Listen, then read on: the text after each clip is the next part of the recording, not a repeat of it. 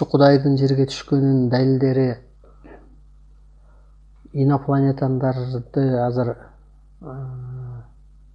техника аныктап калып атат. Инопланетанын оттун, суунун, жерде экен, абада экен деп. Демек инопланетандар жерге түшкөндө ал деле бир көзгө көрүнбөгөн күчтөр болуп атат, адамдын көзүнө көрүнгөн жок, бирок ошондой энергиясы иштеп атканын инопланетандар алып кетип калат экен деген американецтерде керек болсо ошондой түшүнүк болуп атат бүгүнкү күндө. Бүгүнкү күндө ошондой коркунуч болуп атат. Демек инопланетан жерге түшкөнү ал бир көзгө көрүнбөгөн күч деп ойлосок болот. Ошол инопланетан жерге түшкөндөн кийин демек Кудай да жерге түшкөнү болуп атат. Ал жөн эле бир энергия. Ошо Кудай энергиясы бир адамды кийгендей, эми ошо инопланетан энергиялары ар бир адамды кийебиз деп атат да бүгүнкү күндө. Ошондуктан жер жашоосунда мындан ары оңолуу болбойт. Мындан ары эски жашоодо өлүп кутуласың же өсүп кутуласың дегендей, же ошол жаңы Кудайдан келип ушул илим алып, өйдөлөп өсүп инопланетан деңгээлге жетет. Же болбосо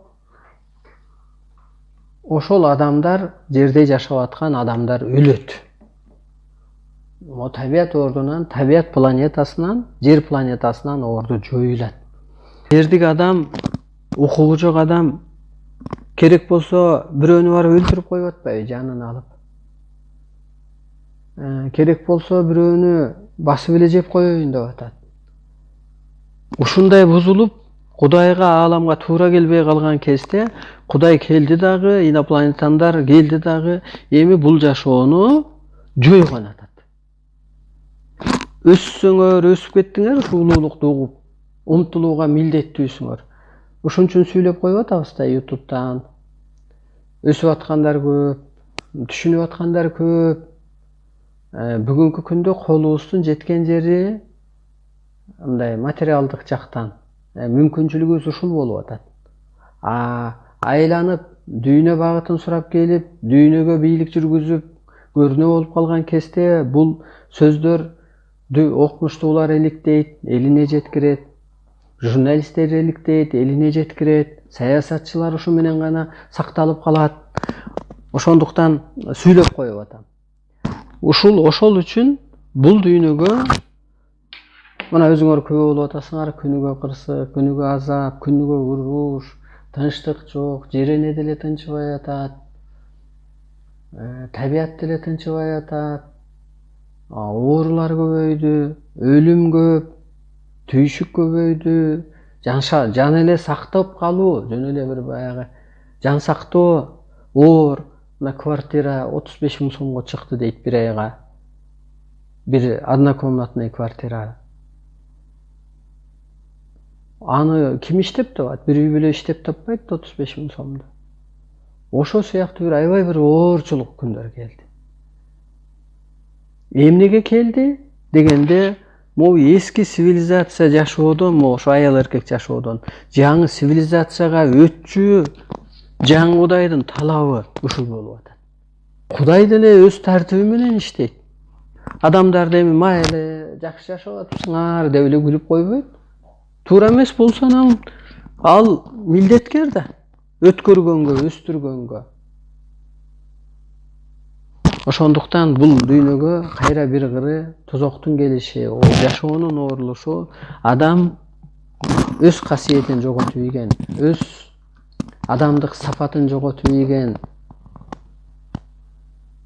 эки көзгө алданып алган, эки көзгө алдырып ийген, жылтыр-жылтырга.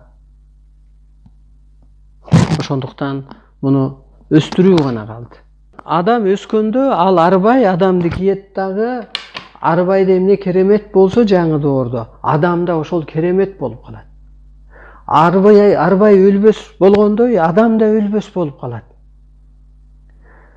Инопланетанда эмне керемет болсо, адам өскөндө ал адамды кийет дагы ошондой керемет иштеп калат. Ошон үчүн өлбөс болуп калат. Керек болсо кубулуп кетип, учуп бир жерде пайда болуп калышы мүмкүн. Бул акыркы мындай версиялары, бирок ага адамдын аң сезим алыры жете элек.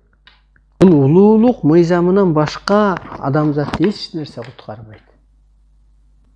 Комусуң деле, черткен күбүң деле, уюштурган культураң деле, көчмөндөр оюну деле, манас деле эчтеке куткарбайт.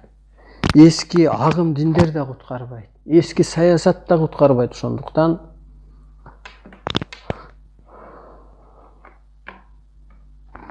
бул программадан, бул доор мыйзамынан эч ким, бул бурулуштан эч ким буйта өтө албайт. Өсүп кутулат же өлүп кутулат. Ошондуктан улуулукту уктуңбу, умтулууга милдеттүүсүң. Кудай, мына Кудай жөнөкөйлүк менен эле буйрук берет. Бекер сөз деп жокко чыгарсаң, жаныңа чындап ээ боло албай каласың. Ошон үчүн Кудайга тела керек болгондуктан ошо теланы дайындап туруп кийди. Арстан ала аял жаман. Жаман болсо аны Кудай кийбейт эле. Жаман болсо бул улуу сөздү сүйлөбөйт эле. Жаман болсо ал чындык үчүн күйбөйт эле.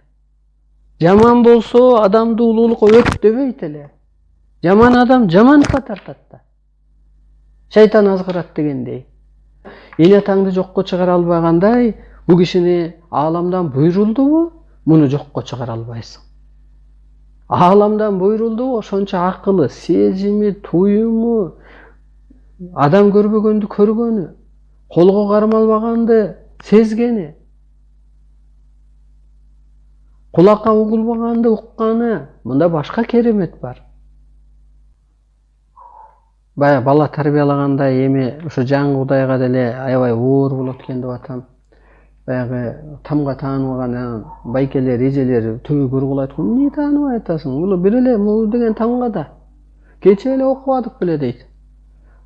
Ошо сыяктуу эле мен үчүн деле могу деңгээлге түшүп кеткен адамзатты эми арбай периште кылуу мен үчүн да оор болот экен. Ылдый деңгээлге түшүп кеткен саясатчыга деле өзүнө деле оор болот экен. Адамдардын үстүнө деле оор болот экен. Баягы ошо тамганы тааныбай ал кылып бул кылган. Ошон үчүн алфеде отту көрсөтүп анан от деп, атты көрсөтүп сүрөтүн тартып анан ат дегендей, ушул көп кырлуу сүйлөгөнүмүн баары эле ошого окшоштуруп, салыштырып анан өстүргөнүм. Жөн эле бул Кудайды таанып кетүү, өзүн таанып кетүү, ааламды таанып кетүү, табиятты таанып кетүү, могу сыйынууда турган адам сыйкырга жетип кетүү, бул оор. Эски түшүнүккө, эски бир башы байланып калган да байлык бийликтен башка эчтеке оюна келбейт. Бирөөлөр ар кандай динге кирип алган, андан башканы уккусу келбейт. Жалган экенин, кээ бир жерде кем экенин, ал бир эволюция, өткөн бир чакта берилгенин деле түшүнгүсү келбейт. Ошентип 30% адам калат деген ушундан болуп атат. Буякка болсо күндөн күнгө оорлошу кетти. Себеби аалам буякта аябай жоготобуз дейт. Бул дүйнө болбой калыптыр. Бул адамзат бузулуп кетиптир. Буларды мусордары жоготуп, өсүшүн өстүрөбүз деп атат. Ошондуктан мен кызматымды аткарып кете берем. Ар түрүнөн ошо изилденип, өскөнгө аракет кылып, өзүңөр тааныганга аракет кылып, карабагыла, ак үйгө карабагыла. Ак үй эмес, керек болсо тели тең түшүңө караба. Ал өз билгенче жашай берсин. Өзүнүн психологиясы, өзүнүн сознаниясы менен жашап атат. Бала өзүнүн сознаниясында ойногусу келет. Эне болсо жамаатсын жамагысы келет. Ортодогусу болсо бир коноктосконду же конокко барганды жакшы көрөт. Ар ким өз сознания, өз түшүнүгүнө жараша күндү көрүп атат. Ошондуктан эч кимди карабай өскөнгө аракет кыл. Ал мен үчүн эмес. Бул асман үчүн да эмес, арбай үчүн да эмес. Бул сенин башың үчүн керек. Сенин келечегиң үчүн керек. Ошондуктан ак үйдү айланып өтүп кетет эл деген жер бар да. Ак үйдө чын эле эчтеке жок. Өстүрүп кетчү алар эмес, алар билгенин кылып турсун. Сен өз билгениңди кылып өйдөлөп алсаң, анан ар жакта эл өсүп кеткенде өзүнөн өзү бурулуш болот. Ааламга ыраазы болгула, жаралып калганыңарга ыраазы болгула. Ушул күндү ар бир күн өзү бир улуулукка тарбиялаачу бир кереметтер болуп атат. Вирус көрбөсө адам вирус жөнүндө түшүнүк болот беле. Мына ушул эле кечээки эле бир тууган элбиз деген Украина Россиянын урушу бу деле сабак болуп атат. Өлүмдү көрбөсө өмүрдү баалайт беле.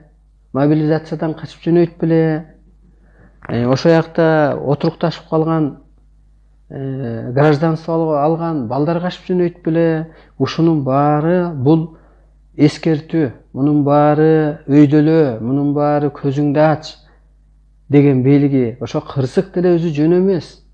Кыйынчылык деле, оорчулук деле. Анын да жакшы жагы бар. Жаман күн көрбөсө адам жакшы жакка өспөйт да. Ошондуктан ар бир нерседен жыйынтык чыгарып өсүп алыңыздар.